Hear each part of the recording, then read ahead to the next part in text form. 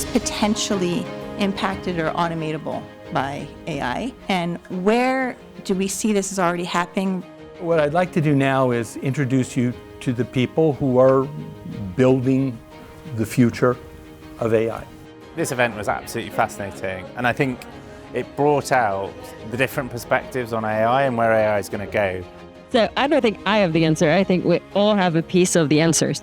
It was such a great mix of, practitioner, higher education that really all brought their ideas together. The energy in the room was fantastic, and it was great conversation around what the future looks like from a skill perspective and how AI impacts the workforce. It's the people who are keeping themselves incredibly sharp with the way that they're really taking a perspective on the questions that they're looking at, who are the ones who are going to be most successful. So what I learned tonight, the whole panel was really interesting. There was a lot of great insights. I really appreciated hearing the different perspectives from all these leaders in these very large companies. It's very engaging to talk to students and to talk to people at different stages of their career. Strategy becomes even more important.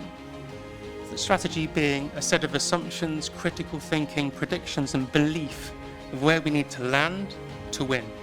And people who can do that, that's the value. It was energizing, great to bring together all of these different communities from EDHEC, Imperial, the industry and our alumni to talk about these topics on AI. EDHEC with these, the interactive sessions we have right now with the community. I'm enjoying coming together as community to learn together. It gives you the possibility to reconnect and to connect with different people and actors in different industries. The fact that we had 6 journalists in the room is really the proof of the quality of the organization and the content that we've managed to put together. Tonight's event was amazing. It was the place to be. If you're interested in AI, the people to be with, it was really something special.